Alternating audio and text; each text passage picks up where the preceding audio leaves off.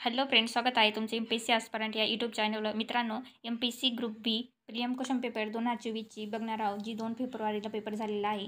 तर इतिहासचे PIQ आपण इतिहासचे PIQ analysis आपण कालच्या लेक्चरमध्ये बघितलेले आहे. तर आजच्या लेक्चरमध्ये आपण जिओग्राफीचे PIQ ॲनालिसिस आपण बघणार आहोत. तर मित्रांनो, व्हिडिओ शेवटपर्यंत बघा आणि जर व्हिडिओ आवडत असेल तर व्हिडिओला लाईक, कमेंट आणि शेअर जरूर करा. तर मित्रांनो, जिओग्राफीचे वन लाईनर किती विचारलेले होते, तर 4 क्वेश्चन विचारलेले होते. तसेच 3 आणि 3पेक्षा जास्त विधाने हे 4 क्वेश्चन विचारलेले होते आणि जोड्या लावा 2 दिलेल्या होत्या. तर एकूण 10 प्रश्न हे जिओग्राफीचे विचारण्यात आलेले होते. चला तर मग व्हिडिओला सुरुवात करूया. तर पहिला प्रश्न, महाराष्ट्रातील 1960 आणि 2020 मधील एकूण प्रशासकीय विभाग अनुक्रमे टिंबटिंब व टिंबटिंब आहे. तर मित्रांनो, महाराष्ट्रामध्ये 1960 ते 2020 पर्यंत किती प्रशासकीय विभाग आहेत, तर 1960ला 4 प्रशासकीय विभाग होते आणि 2020ला 6 प्रशासकीय विभाग आहेत. तसेच मित्रांनो, 5 जानेवारी 2009ला तसेच 23 फेब्रुवारी 2015ला औरंगाबाद विभागाच्या योजनातून नांदेड हा 7वा प्रशासकीय विभाग करण्यात यावा अशी घोषणा करण्यात आली आहे, परंतु त्याची अंमलबजावणी अद्याप केलेली नाही. तर हे पण माहिती असू द्या. नेक्स्ट क्वेश्चन, योग्य जोड्या जुळवा. मृदा दिले, प्रकार दिलेला आहे आणि प्रदेश दिलेला आहे. तर काळी कापसाची मृदा, ब जांभी मृदा, क तांबडी मृदा आणि ड आहे भरड उधळ मृदा. तर मित्रांनो, आणि प्रदेश दिलेला आहे. तर काळी कापसाची मृदा कुठे आढळते, तर ती महाराष्ट्र पठारी प्रदेशामध्ये आढळते. तर अची जोडी थर्डला लागेल. तर महाराष्ट्र पठारी प्रदेशामध्ये कोणकोणते जिल्हे येतात तिथे रेगूर मृदा आहे, तर ती आहे अमरावती, अकोला, परभणी, बीड, नांदेड, सोलापूर, अहमदनगर आणि सांगली. तसेच जांभी मृदा, तर जांभी मृदा कुठे आहे, तर कोकण प्रदेश. तर कोकण प्रदेशमध्ये कोणकोणते जिल्हे असतात म्हणजे येतात, तर रत्नागिरी आणि सिंधुदुर्ग जिल्ह्यांमध्ये जांभी मृदा ही आढळत असते. त्यानंतर तांबडी मृदा, तर तांबडी मृदा ही पूर्व विदर्भामध्ये आढळते. भरड उथळ मृदा, तर भरड उथळ मृदा ही सह्याद्रीच्या पूर्व भागामध्ये आढळते. नेक्स्ट क्वेश्चन, स्वामीनाथन 1970 यांच्या व्याख्येनुसार भारतातील कोरडवाहू शेती म्हणजे ज्या ठिकाणी सरासरी वार्षिक पर्जन्य हे विधान काय दिले आहे, 100 सेमीपेक्षा जास्त पण 120 सेमीपेक्षा कमी, ब 30 सेमीपेक्षा कमी, क 200 सेमीपेक्षा जास्त आणि ड आहे 100 सेमीपेक्षा कमी पण 40 सेमीपेक्षा जास्त. तर मित्रांनो, याचे योग्य उत्तर काय आहे, तर स्वामीनाथन यांच्या व्याख्येनुसार भारतातील कोरडवाहू शेती म्हणजे ज्या ठिकाणी सरासरी वार्षिक पर्जन्य किती पाहिजे, तर 100 सेंटीमीटरपेक्षा कमी पण 40 सेंटीमीटरपेक्षा जास्त पाहिजे. तर ऑप्शन 4 ते करेक्ट आन्सर आहे, फक्त ड. नेक्स्ट क्वेश्चन, भारतीय जनगणनेनुसार खालीलपैकी कोणती वस्ती नागरी वस्ती म्हणून ओळखली जाते, तर विधान काय दिले आहे, तर अ आहे महानगरपालिका किंवा नगरपालिका असणे, ब 5000पेक्षा जास्त लोकसंख्या असणे आहे, क 50% लोक बिगर शेती व्यवसाय करणारे आणि ड आहे लोकसंख्येची घनता जर चौरस किमीला 400पेक्षा जास्त. तर या क्वेश्चनचे योग्य आन्सर काय आहे, तर ऑप्शन 3 अ, ब आणि ड. तर मित्रांनो, भारतीय जनगणनेनुसार खालील वस्ती नागरी वस्ती म्हणून ओळखली जाते, तर त्यामध्ये कोणकोणत्या येत्या घटक येतात, तर महानगरपालिका किंवा नगरपालिका असणे, 5000पेक्षा जास्त लोकसंख्या असली पाहिजे किंवा मग 75%पेक्षा लोक बिगर शेती व्यवसाय करणारे पाहिजे आणि लोकसंख्येची घनता ही दर चौरस किलोमीटरला किती पाहिजे, तर ती 400पेक्षा जास्त पाहिजे. तसेच भारताची जनगणना 1991 साली म्हणजे नागरी वसाहती अशी परिभाषित करते की ज्या ठिकाणी नगरपालिका, महानगरपालिका किंवा कॅन्टोन्मेंट बोर्ड किंवा अधिसूचित नगर क्षेत्र समिती आहे, तर आणि ज्यांची लोकसंख्या किमान 5000 आहे किंवा मग किमान 75% पुरुष हे कामगार बिगर शेती व्यवसाय गुंतलेले आहे आणि लोकसंख्येची घनता किमान किती पाहिजे, तर ती 400 व्यक्ती प्रति चौरस किलोमीटर असली पाहिजे शहरी. तर हे लक्षात ठेवा. नेक्स्ट क्वेश्चन, महाराष्ट्रातील घाट व त्यावरील रस्ते यांच्या योग्य जोड्या लावा. तर घाट दिले आहे, रस्ते दिले आहे. अ काय, फोंडा घाट, महाळशेजा घाट, हनुमंते घाट आणि थळघाट.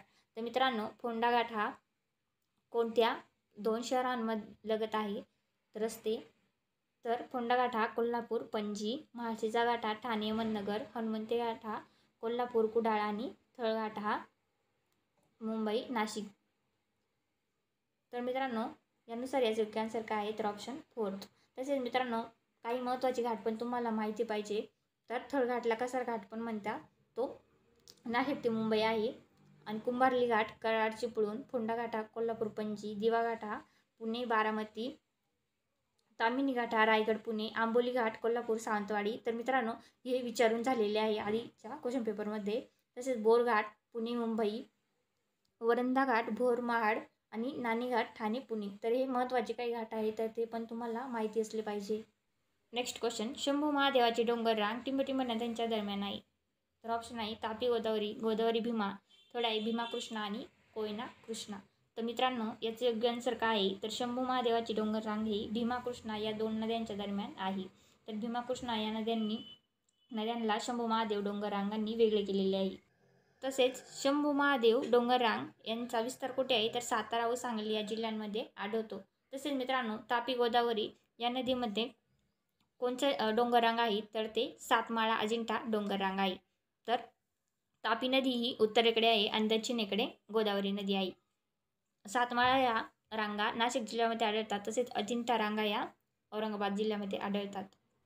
तसेच गोदावरी आणि भीमा. तर मित्रांनो गोदावरी आणि भीमा या दोन नद्यांच्या दरम्यानमध्ये कोणती रांग आहे, तर हरिश्चंद्र बालाघाट. तर हरिश्चंद्र रांगा या अहमदनगर जिल्ह्यात पसरलेल्या आहेत आणि बालाघाट डोंगर रांग ही अहमदनगर, परभणी, बीड व नांदेड या जिल्ह्यामध्ये आहे. नेक्स्ट क्वेश्चन, खालील विधानांचे निरीक्षण करून योग्य पर्याय निवडा. तर अ काय दिले, अग्निजन्य खडकात लोह, सोने, तांबे आढळते. ब स्तरीय खडकात चुनखडक आणि जिप्सम सारखी खनिजे आढळतात. क रूपांतरित खडकात अभ्रक, गार्नेट सारखी खनिजे आढळत नाही. तर मित्रांनो यापैकी योग्य आन्सर कोणता आहे ते आपल्याला ओळखायचं आहे, म्हणजे योग्य विधान कोणते आहे ते ओळखायचं आहे. तर फर्स्ट आहे अ आणि क बरोबर, सेकंड अ ब क बरोबर, थर्ड अ आणि ब बरोबर आणि फोर्थ आहे फक्त ब बरोबर. तर मित्रांनो याचं योग्य आन्सर काय आहे, फक्त अ आणि ब बरोबर. ऑप्शन थर्ड हे करेक्ट आन्सर आहे. कारण अग्निजन्य खडकामध्ये लोह, सोने, तांबे आढळते. तसेच स्तरीय खडकात म्हणजे गाळाच्या खडकामध्ये काय आढळतं, तर चुनखडक व जिप्सम सारखी खनिजे आढळतात. नेक्स्ट क्वेश्चन, खालीलपैकी कोणती विधाने बरोबर आहे. तर अ आहे महाराष्ट्रात भीमा नदीचे स्वतंत्र खोरे आहे. ब पैनगंगा नदी अजिंठा रांगेत उगम पावते. क मांजरा नदी ही कृष्णेची उपनदी आहे. आणि ड सिंदफणा नदी ही गोदावरीची उत्तरेकडील उपनदी आहे. तर ऑप्शन काय दिले, फक्त अ आणि ब बरोबर, सेकंड फक्त ब, थर्ड क आणि ड, फोर्थ आहे अ ब आणि क. तर मित्रांनो या क्वेश्चनचं योग्य आन्सर काय आहे, तर फक्त अ आणि ब. तर ऑप्शन फर्स्ट हे करेक्ट आन्सर आहे.